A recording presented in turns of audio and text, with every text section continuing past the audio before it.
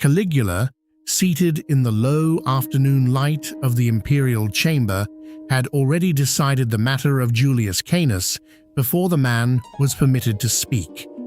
The exchange that followed lasted the better part of 10 days, and at its close the emperor turned to Canus with a smile and instructed him to consider himself grateful, for he was to be led away and executed. Canus, we are told, thanked him. Consider what that gesture asks of a man. Not the endurance of a single terrible moment, but the endurance of the interval that follows it. The 10 days between the sentence and its execution, during which Canus was permitted to walk freely, to eat with his friends, to receive visitors, to play at the board game we would call drafts with a companion, in the hour the centurion arrived to fetch him. Seneca preserves this story in the 14th chapter of the dialogue, On the Tranquility of Mind, and he preserves it not as a curiosity, but as a demonstration. The demonstration is this: a man may be told that he will die, and be told when, and be told by whom, and still remain himself in the interval that follows.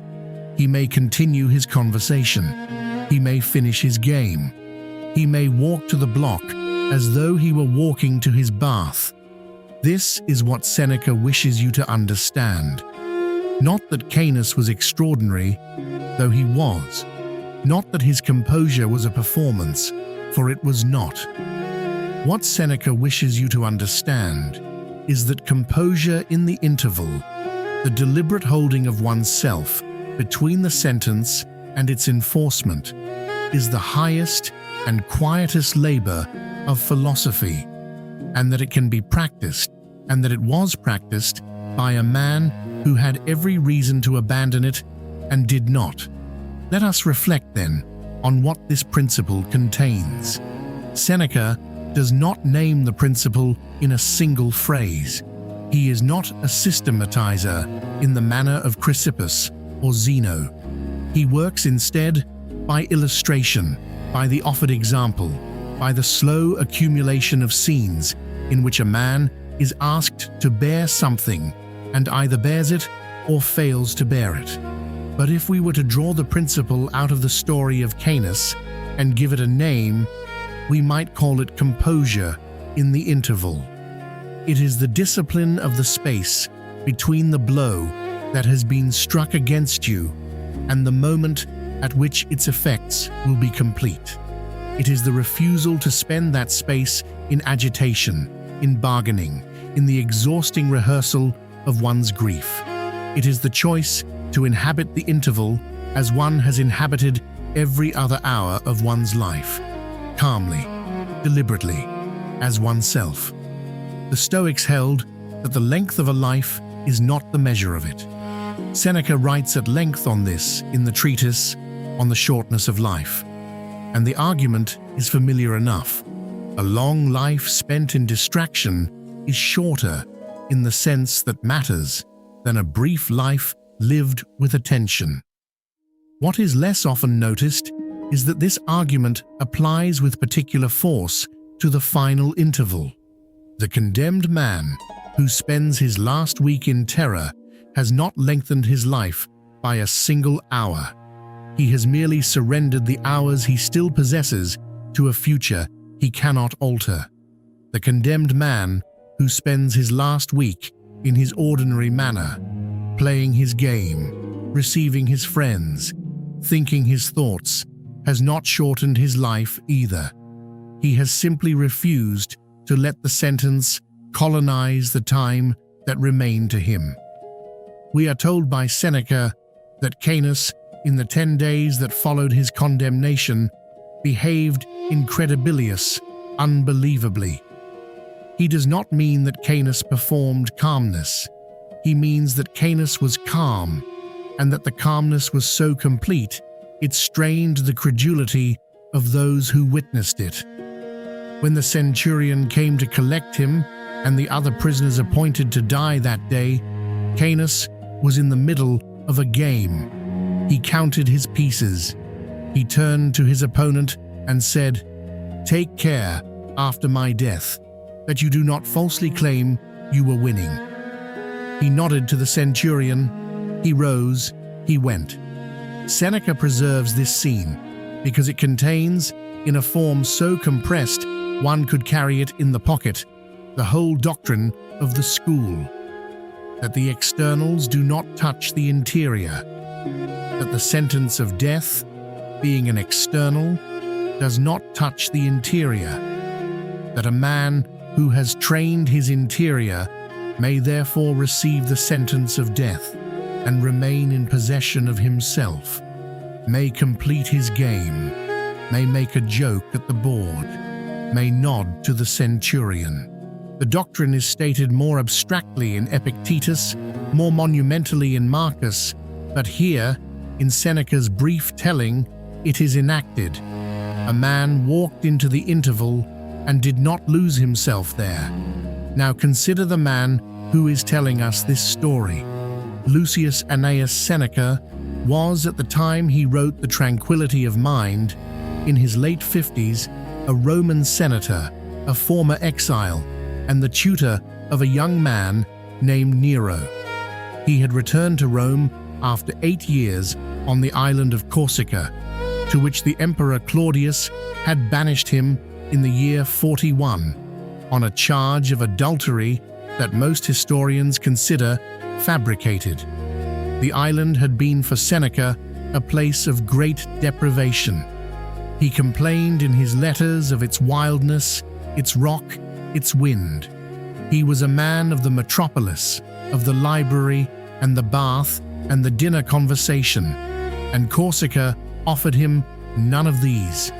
He wrote, during those years, some of his most searching work, including the Consolation to his mother Helvia, in which he attempted, with mixed success, to convince himself that place was a matter of indifference to the wise man. He was recalled in the year 49 at the request of Agrippina, the mother of the boy who would become Nero, and he was made the boy's tutor. From that position, over the following decade and more, he rose to become one of the 2 or 3 most powerful men in the empire. He amassed a fortune of some 300 million sesterces. He held the consulship.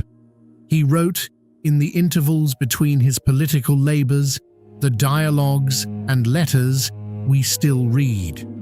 And he lived in the constant knowledge that the young emperor he had trained was becoming, year by year, a more dangerous man, and that the day would come when Nero would decide that Seneca had lived long enough. This is the man who writes the story of Julius Canus. This is the man who, in the treatise On Tranquility, sets down for us the image of Canus at the game board. He is not writing from safety. He is writing from a house whose walls, he must have known, could be surrounded by soldiers on any given morning. He is writing as a man who has watched Caligula's reign from within, who has served Claudius through the years of Messalina and Agrippina, who has seen how the interval between imperial displeasure and imperial action can shorten without warning. He is, in a real sense, writing to himself. We should try to picture him at his desk. He suffered, from his youth onward, from what his letters describe as a chronic disease of the lungs, most likely a form of asthma or tuberculosis. He describes attacks so severe he thought each one would be his last, and in the 64th letter to Lucilius, he writes of contemplating suicide as a young man out of sheer exhaustion at the illness and being restrained only by the thought of his aged father, who could not have borne the loss. He was thin. He rose before dawn. He worked at his writing in the cool hours. He ate simply, as he insisted throughout his letters, though he lived in houses of great luxury, and this contradiction is one his enemies noted in his lifetime, and his critics have noted ever since. The contradiction is real, and it should not be evaded. Seneca lived in wealth while preaching the sufficiency of little. He served an emperor whose crimes he could not have failed to observe. He advised on the murder of Agrippina and composed the letter in which Nero justified it to the Senate. There is no reading of Seneca's life that dissolves these facts. What we can say is that Seneca himself seems to have felt their weight. His late letters return repeatedly to the question of whether one can be corrupted by proximity to power without noticing, and whether the philosopher who wishes to withdraw has always the option of doing so, and what the philosopher owes when the withdrawal is not permitted. He does not answer these questions cleanly. He circles them. And then, in the year 65, the interval he had lived within for so long finally closed. The Personian conspiracy against Nero was uncovered, and Seneca was implicated on evidence that was, at best, thin. The centurion arrived at his villa in the evening. Seneca was at dinner with his wife Paulina and 2 friends. The centurion delivered the message. Seneca was to open his veins. What happened next, Tacitus records for us in the 15th book of the Annals, and it is worth pausing on. Seneca asked for his tablets to write his will. The centurion refused. Seneca turned to his friends and said that since he was forbidden to leave them any material inheritance, he would leave them the one possession he still had, the pattern of his life, Imaginem Vitae Suae. He embraced his wife. He asked her not to grieve immoderately. He opened his veins. The blood came slowly, for he was old and thin, and lived on little. He cut the veins of his legs and knees as well. He asked for hemlock and drank it, and it did not work. He was carried at last to a warm bath, and there he suffocated in the steam. The death took hours. The interval, in his case, was compressed, but the composure that is asked of the interval was asked of him in that final evening, and by the account we have, he gave it. He did not weep. He did not accuse. He asked for his tablets, was refused, and offered his friends instead the image of a life. He turned to his wife and spoke to her calmly. He carried out the sentence with his own hand, which is a labor of a different kind than merely receiving it. Whether Seneca was, in that hour, the sage he had written about for 40 years, we cannot say. Tacitus was not a partisan of his, and yet Tacitus records the death without irony. What we can say is that Seneca had thought about this hour for a very long time. He had rehearsed it. He had written the story of Canus, and the story of Cato, and the story of Socrates, precisely because he knew that his own hour would come, and that when it came, he would have only what he had prepared. This is the shape of the principle in his life. He did not merely write about composure in the interval. He lived within the interval for years, decades, and when the interval finally closed, he closed it with his own hand. Now let us return to the story of Canus and ask what precisely Seneca is teaching us through it. The teaching has several parts, and we must consider them separately. The first part is that composure is not the absence of feeling. Seneca is careful, in his account, not to describe Canus as unmoved. He describes him as playing his game, as speaking to his friend, as walking to the executioner. These are actions. They are the actions of a man in possession of himself. Whether Canus felt fear in the interval, Seneca does not say, and we should not assume he did not.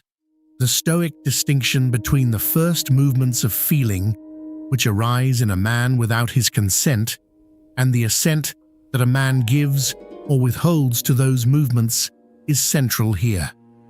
Canus may have felt the cold rising in his stomach at the sight of the centurion.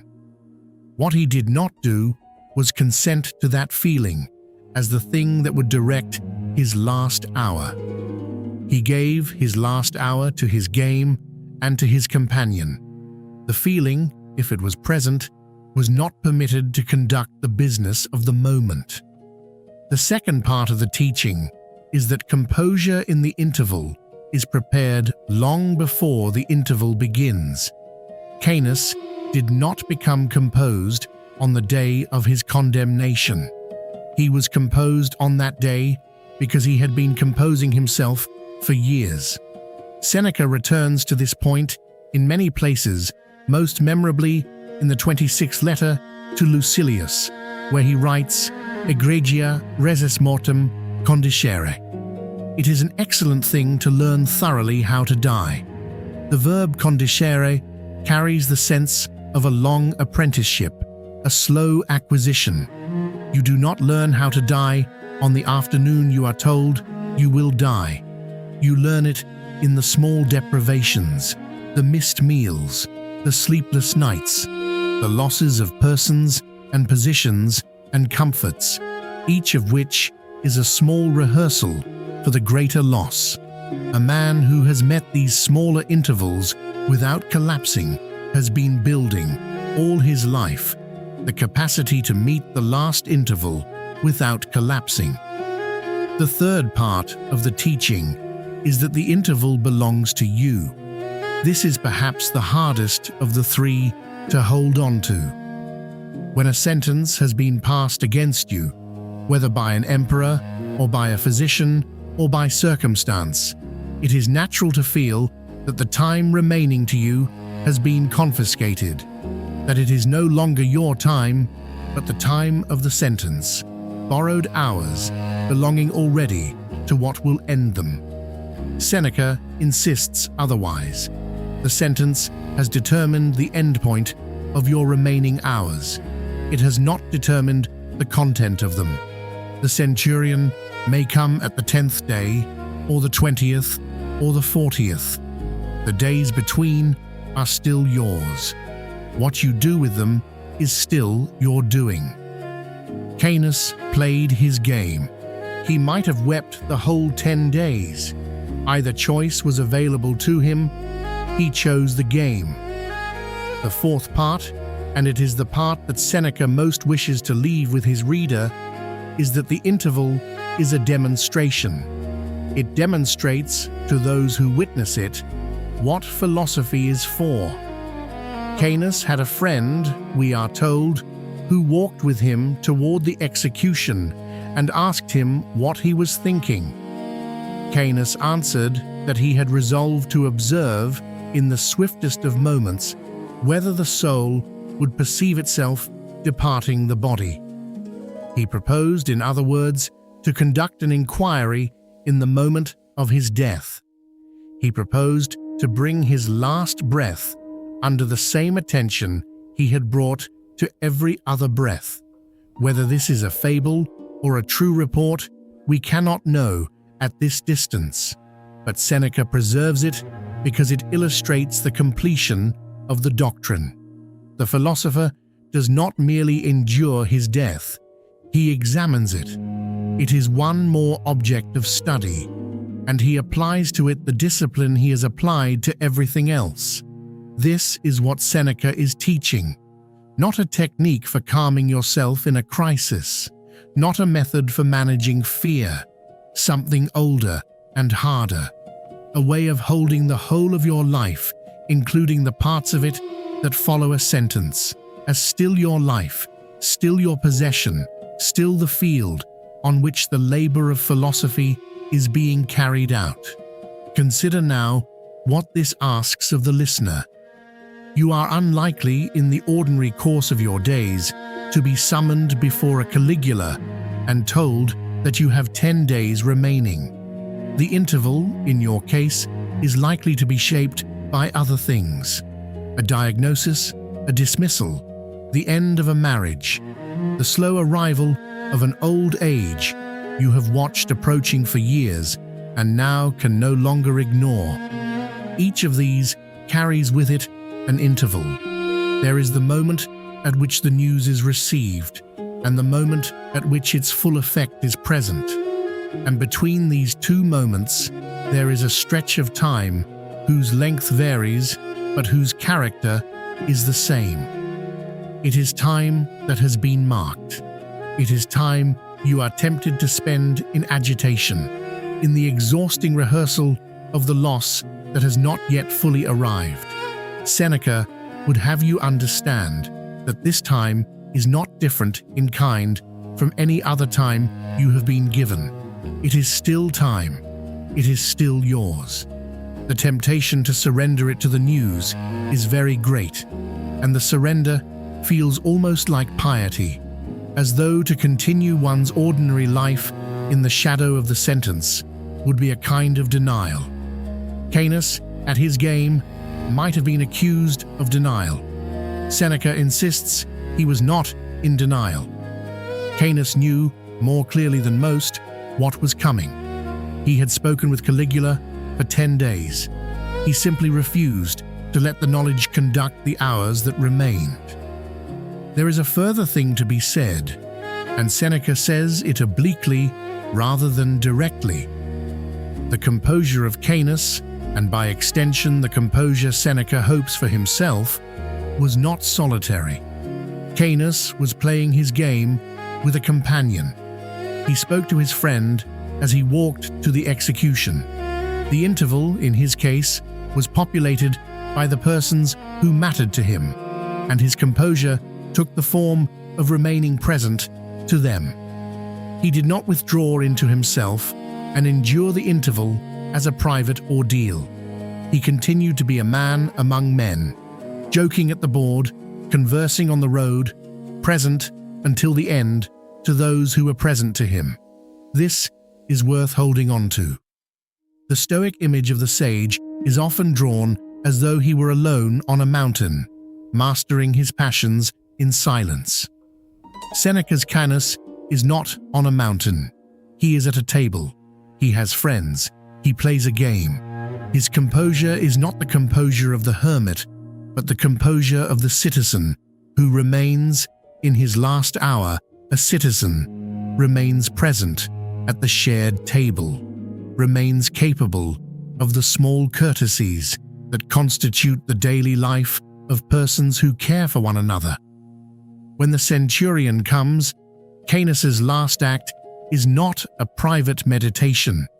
It is a joke to his companion about the game they will not finish. If you are to take anything from this episode, take that. The composure Seneca describes is not a withdrawal from the world. It is the refusal to withdraw. It is the choice to remain in the world, in the ordinary shape of one's day, until the day ends. The sentence, when it comes, does not require you to become someone else in the interval that remains. It permits you, if you are prepared, to remain who you have been. Seneca did not know, when he wrote the story of Canus into the Tranquility of Mind, that his own end would come in the manner Tacitus later described. He suspected. He wrote as a man who suspected, but he did not know the year or the evening, or which of his enemies would in the end be the one to close the interval he had lived within for so long. What he knew was that some evening would arrive, and that he would have on that evening only what he had prepared. He prepared, among other things, the story of Julius Canus. He set it down where he could return to it. He gave it to his reader and to himself as the image of what he hoped to be capable of when the time came. Whether he achieved that composure on the last evening, we have only Tacitus's word. Tacitus does not flatter him, and Tacitus says that he did. The question the story leaves you with is not whether you could do what Canus did. Almost no one could do what Canus did. The question is quieter than that, and it belongs to the ordinary hours you are living in now before any sentence has been passed on you. It is this: what are you preparing? In the small intervals of your present life, the missed sleep, the difficult conversation, the slow evening when nothing goes as you had wished, what are you practicing? Are you practicing composure, or are you practicing its opposite? For whichever of these you practice now, in the untested hours, will be what you have available when the tested hour comes. Seneca understood that no one improvises the character of his last day. It is the character of every day before it, gathered at last and revealed.